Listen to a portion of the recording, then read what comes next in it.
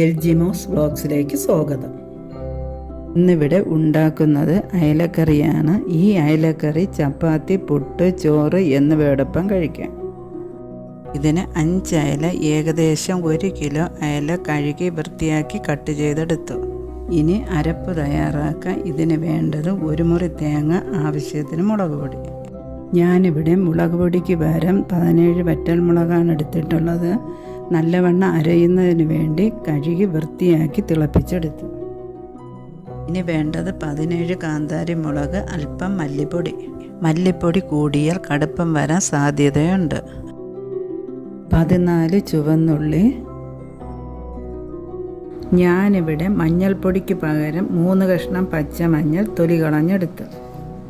പച്ചമഞ്ഞൾ ഉപയോഗിക്കുന്നത് കൊണ്ട് കറിയുടെ ടേസ്റ്റിന് മാറ്റം വരുന്നില്ല. 6 അല്ലി വെളുത്തുള്ളി, 1 കഷ്ണം ഇഞ്ചി, 1 ചെറിയ സ്പൂൺ കടുക്, 1/4 സ്പൂൺ കുരുമുളക് അല്ലെങ്കിൽ കുരുമുളക് പൊടി, കുറച്ചുലുവ അല്ലെങ്കിൽ ഉലുവപ്പൊടി, 3 ടൊമാറ്റോ, 2 തണ്ട് കറിവേപ്പില. ഇതെല്ലാം കൂടി അരച്ചിട്ട് വരാം. അരച്ചെടുത്ത് ഇനി മീനിലൊഴിച്ച് നല്ലവണ്ണം മിക്സ് ചെയ്യാം. നല്ലവണ്ണം മിക്സ് ചെയ്ത് ഇനി ഇതിൽ അമ്പഴങ്ങയും ടൊമാറ്റോയും പച്ചമുളകും കീറിയിടാം. അമ്പഴങ്ങയ്ക്ക് പകരം പച്ച സ്റ്റാർ ഫ്രൂട്ടോ പുളിച്ചിക്കയോ ഉപയോഗിക്കാം.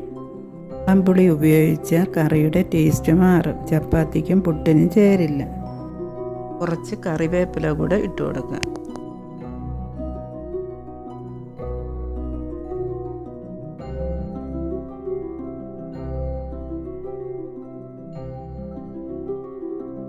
ആവശ്യത്തിന് ഉപ്പും ചേർത്ത് അടച്ചു വെച്ച് തിളപ്പിക്കാം. നല്ലവണ്ണം തിളച്ചിട്ടുണ്ട്. ഇനി ചെറു തീയിൽ 15 മിനിറ്റ് കൂടി തിളപ്പിക്കാം. ഏകദേശം പാകമായിട്ടുണ്ട്. ആവശ്യമെങ്കിൽ ഉപ്പും ചേർത്ത് മീൻ പൊടിയാതെ ഇളക്കി വെച്ച് തിളപ്പിക്കാം. സമയം താളിക്കാനായി മുളകും ഉള്ളിയും അരിഞ്ഞെടുക്കാം.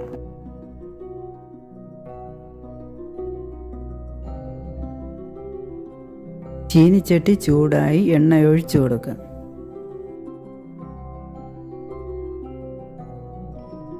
എണ്ണ തിളച്ചു തുടങ്ങി. ഇനി കടുകിട്ട് കൊടുക്കാം.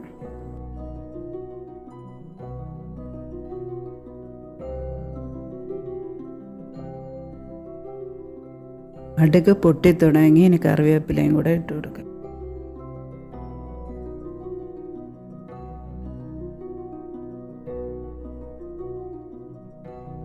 അരിഞ്ഞ പച്ചമുളകും ഉള്ളിയും ഇട്ട് കൊടുക്കുക.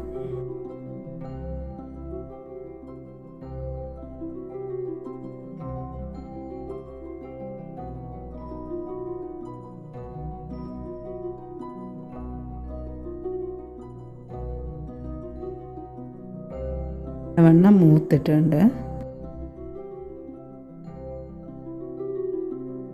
ഇത് എണ്ണ തെളിഞ്ഞ് മീന് പാകമായിട്ടുണ്ട്. നല്ല മണം വരുന്നുണ്ട്. താളിച്ചതുകൂടി ഇട്ട് കൊടുക്കുക.